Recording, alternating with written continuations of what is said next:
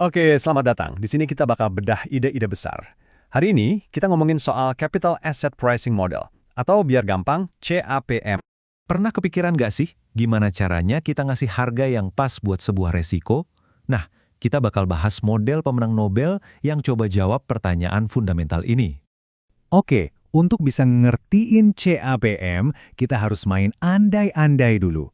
Bayangin, ada sebuah dunia keuangan yang, ya, sempurna. Dunia ini punya aturan mainnya sendiri, yang jadi fondasi dari semua teori ini. Nah, aturan mainnya ini ibaratnya bikin lapangannya jadi rata banget. Semua investor dianggap super rasional. Nggak ada tuh yang namanya biaya transaksi atau pajak. Dan yang paling penting, semua orang punya informasi yang sama persis. Dan bisa pinjam atau minjemin duit dengan bunga yang sama. Cukup utopis ya, tapi asumsi-asumsi inilah yang bikin logika modelnya bisa jalan. Oke, dengan aturan main yang serba sempurna tadi, terus apa dong intinya? Apa yang mau diprediksi sama model ini? Nah, disinilah kita mulai bicara soal hubungan krusial antara resiko dan imbal hasil. Modelnya bilang gini, pasar itu cuma mau bayar kamu untuk satu jenis resiko spesifik. Jadi nggak semua resiko itu diciptakan setara. Ada resiko yang kamu ambil tapi nggak bakal nambahin imbal hasil yang kamu harapkan. Menarik kan? Nah, resiko yang penting ini punya nama keren, beta. Simpelnya, beta itu ngukur seberapa nurut sih sebuah aset sama pergerakan pasar secara keseluruhan. Ikut naik pas pasar naik, ikut turun pas pasar turun, seberapa besar? Oke, ini bagian paling pentingnya. Coba bayangin pasar itu kayak lautan. Nah, volatilitas atau naik turunnya harga satu saham doang itu kayak perahu kecil yang goyang-goyang kena ombaknya sendiri. Risiko ini bisa kita kurangin. Caranya? Ya punya banyak perahu alias diversifikasi. Tapi beta itu beda. Beta itu kayak arus pasang surut lautannya. Mau perahumu kecil atau besar, kalau air lautnya naik, ya semua ikut naik. Kalau surut, semua ikut turun. Nah, risiko arus pasang inilah yang disebut risiko sistematis yang menurut CIPM bakal dibayar oleh pasar.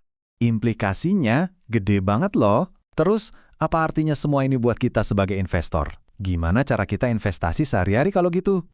Nah, dari sini muncul deh perdebatan abadi di dunia investasi. Mendingan jadi aktif, pilih-pilih saham jagoan satu-satu buat ngalahin pasar, atau mending pasif aja. Beli seisi pasar lewat reksadana indeks, terus tinggal tidur. Ternyata, CAPM punya jawaban yang cukup blak-blakan soal ini. Jawaban CAPM, strategi aktif itu nggak sepadan. Malah bisa dibilang strategi rugi. Logikanya gini, kalau pasar itu efisien, artinya semua info udah masuk ke harga saham, ngapain capek-capek coba ngalahin pasar? Usaha ngalahin pasar itu cuma nambahin biaya doang, imbal hasilnya nggak nambah. Ujung-ujungnya malah bikin performa investasi kita lebih jelek. Dan jangan salah, ini bukan cuma teori ngawang-ngawang di kampus loh. CEPR ini dipakai banget di dunia nyata. Dari mulai perusahaan raksasa yang mutusin mau bangun pabrik baru atau enggak, sampai ya penentuan tarif listrik di rumah kamu. Serius. Oke, jadi gimana pakainya? Ada 3 area utama nih. Pertama, buat manajemen portofolio, ini bantu manajer investasi nyesuaiin portofolio sama seberapa berani kliennya ngambil risiko. Kedua, buat penganggaran modal. Perusahaan pakai ini buat hitung-hitungan. Proyek gede kayak bangun pabrik baru ini worth it nggak sih risikonya? Dan yang ketiga, bahkan pemerintah pakai ini buat nentuin harga yang wajar buat kebutuhan kita semua, kayak listrik dan air. Sekarang kita masuk ke bagian yang paling bikin mikir dari model ini. Ada sebuah paradoks, sebuah teka-teki logika, yang anehnya justru jadi inti dari semuanya. Gini deh, ingat kan teori ini kan baru manjur kalau semua orang percaya pasar itu efisien. Kalau semua percaya, ya udah mereka bakal investasi pasif aja, ngikutin saran modelnya. Tapi, nah ini dia paradoksnya. Kalau semua orang investasinya pasif, terus siapa dong yang riset buat mastiin harga saham itu wajar, siapa yang kerja keras cari info?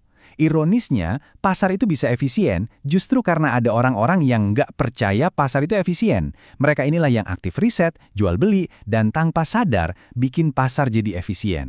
Jadi, kalau modelnya dibangun di atas asumsi yang nggak realistis dan punya paradoks di dalamnya, kenapa masih penting banget? Jawabannya, karena CAPM ngasih kita kacamata atau kerangka berpikir. Ini adalah fondasi yang ngajarin kita cara paling dasar untuk mikirin hubungan antara risiko yang kita ambil dan imbal hasil yang pantas kita harapkan sebagai gantinya. Dan itu adalah ide yang sangat kuat.